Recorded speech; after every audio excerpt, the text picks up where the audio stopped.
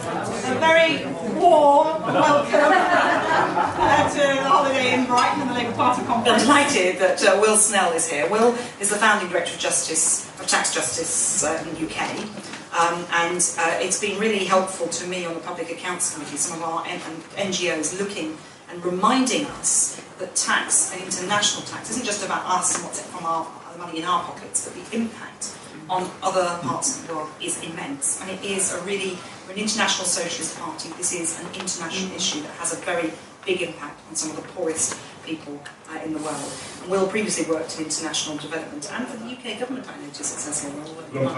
Oh, he's denying all responsibility now. But anyway, he's on the side of the angels. I'll give you Will Snell.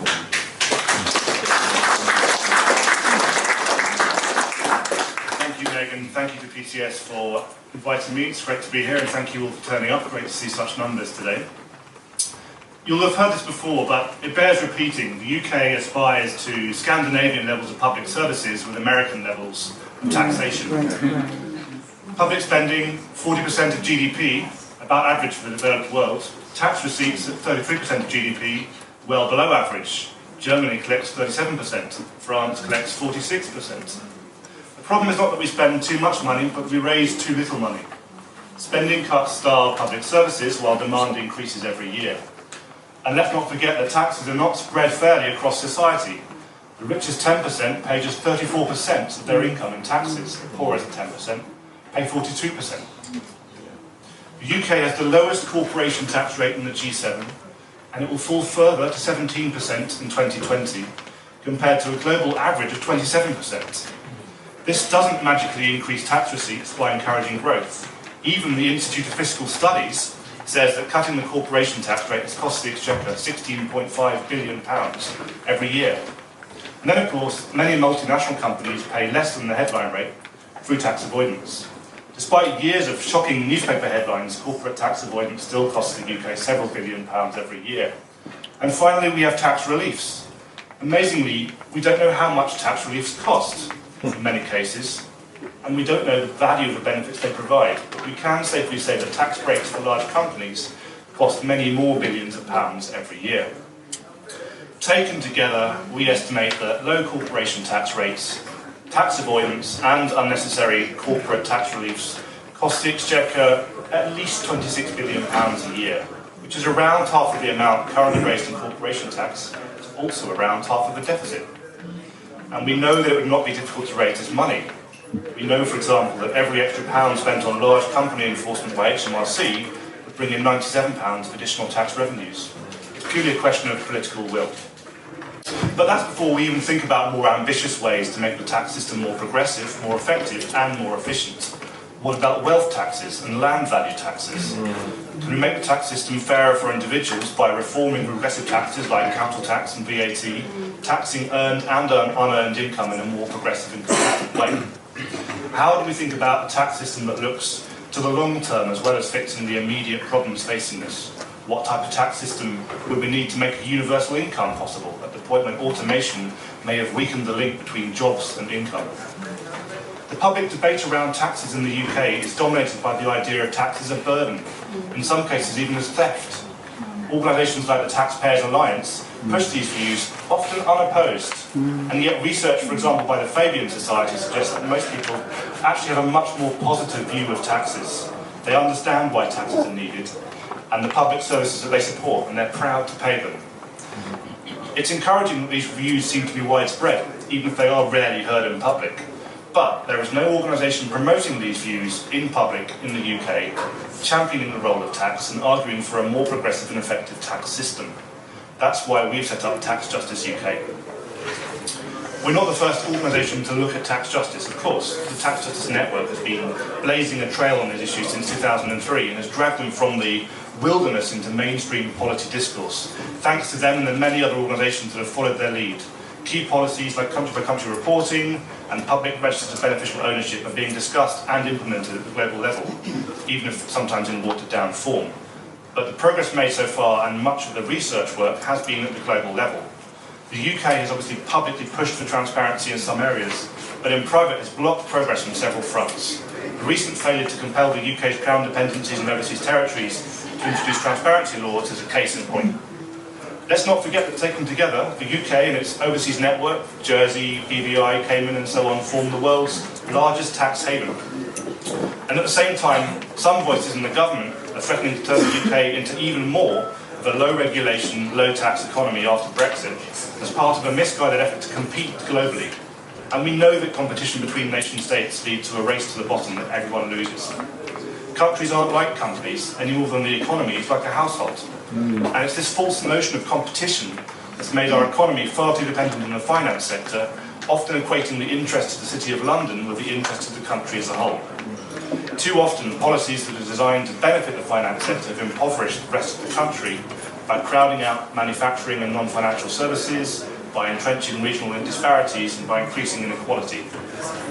Tax Justice UK has been formed to play a role as a domestically focused advocacy and campaigning organisation that's 100% focused on building a better tax system to benefit everyone in the UK.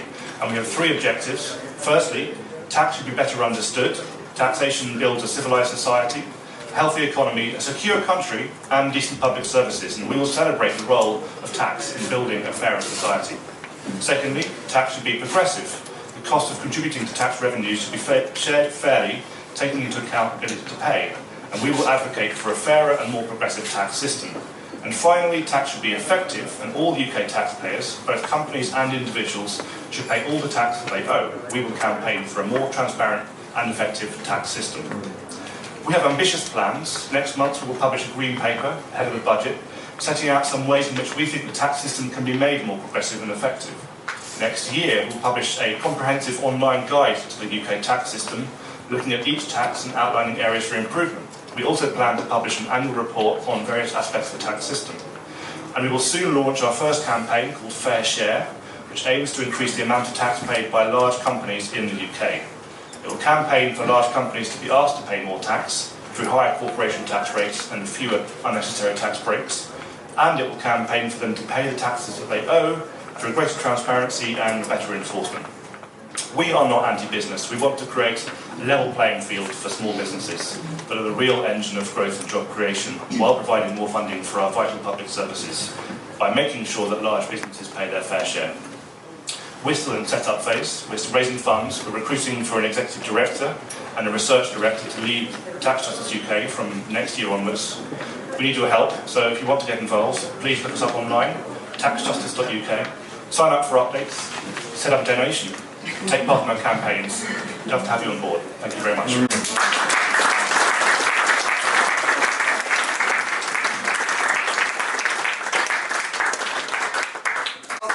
Very much, Will, and we'll use the magic word transparency there, and that is so crucial if we're going to change our tax system both here and see the impact it has internationally. And that's one of the challenges that we're all up against, really, is that we find that very hard to do. But one of the allies in all of this, of course, is PCS, and it gives me a really great pleasure to welcome Mark Serwotka here. So welcome.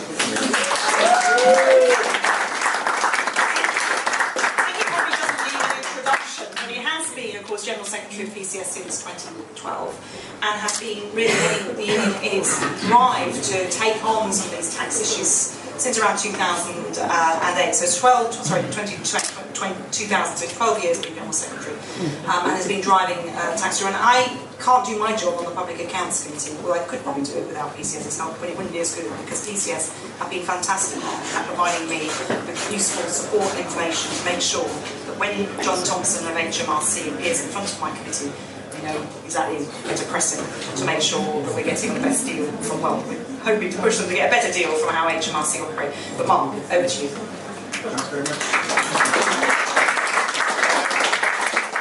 Thanks so much, and my real sincere apologies for missing the speeches. As you know, a man who's had a heart transplant, what he needs is a sprint down the seafront, running 3 flights of stairs to get to a small room with no air conditioning. But can I say that it's proof how fit and well I am, and thanks to our NHS.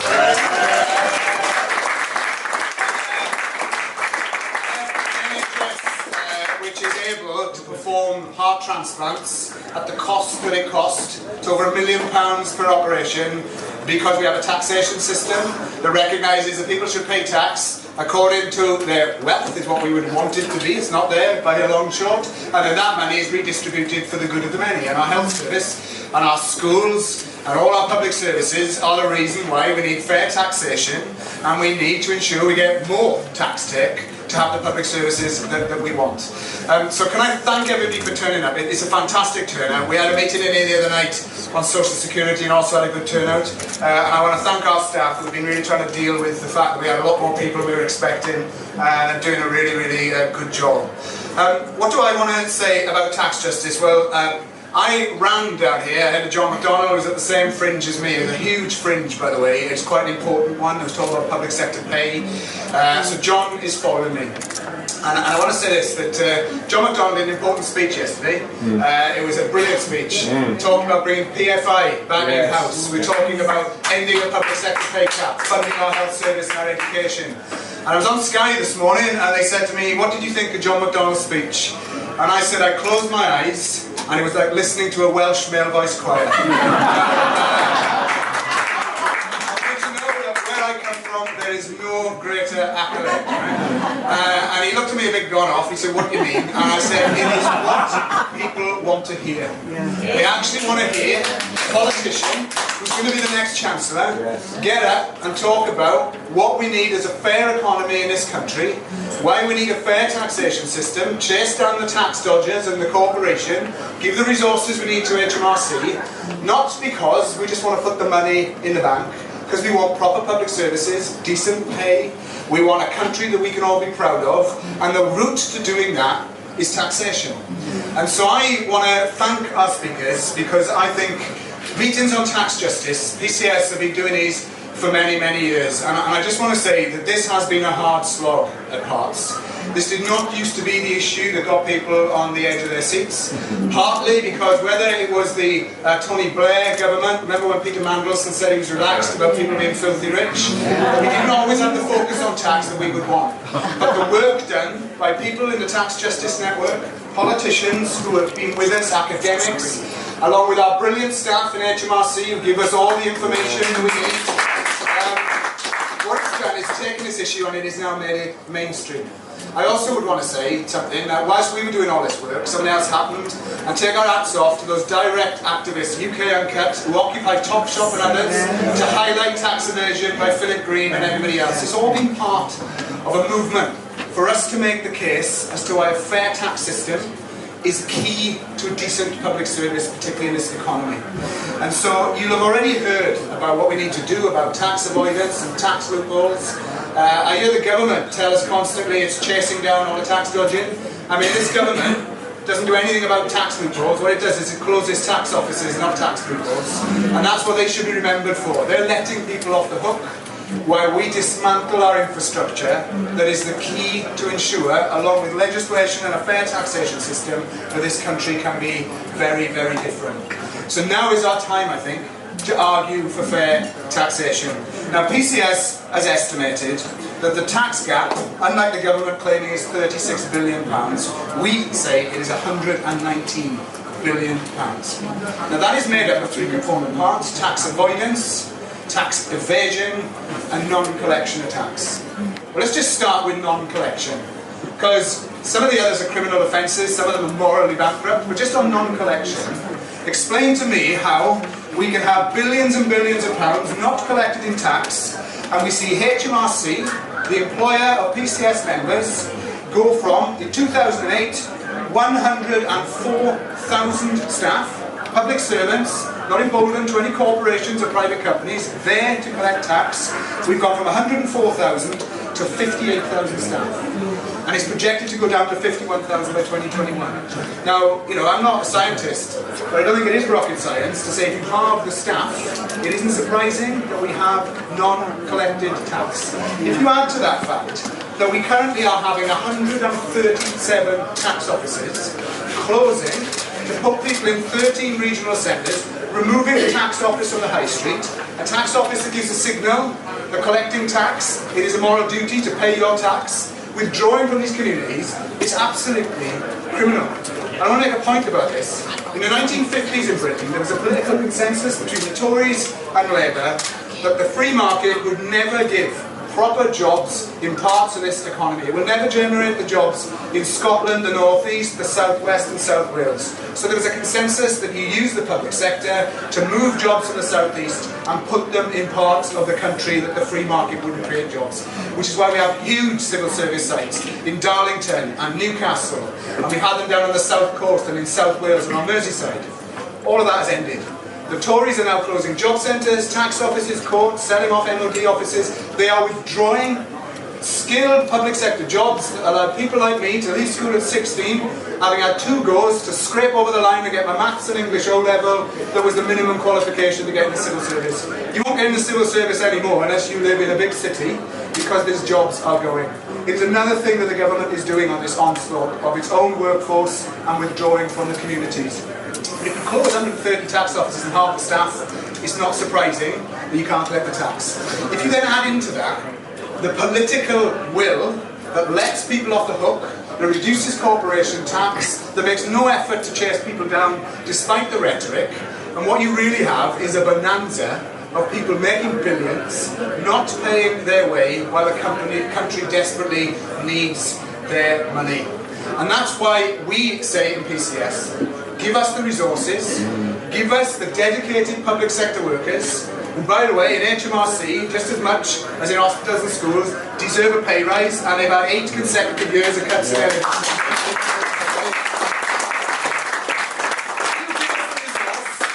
Our members are pretty dogged. They chase people down. But explain to me how we can live in a country where resources on chasing down tax fraud in HMRC have been denuded and cut, and yet at the same time the resources in DWP to chase down benefit fraud have actually been increased. And actually I would say this, benefit fraud is pence and pounds. Tax fraud is billions and billions of pounds.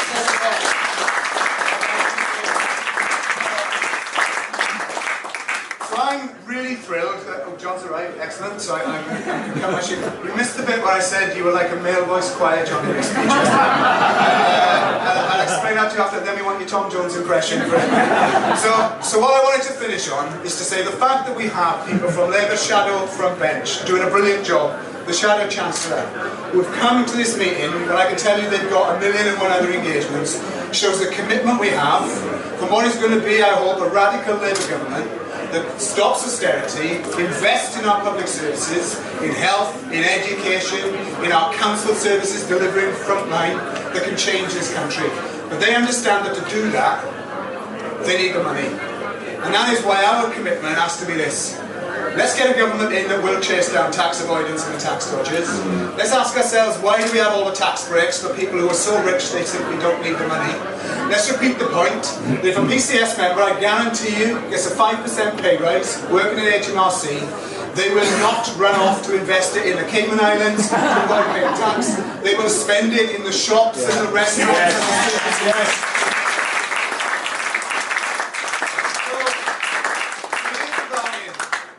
We get John into number 11. We have John as Chancellor with Jeremy Corbyn and his front bench team determined to get the money that fund our public services.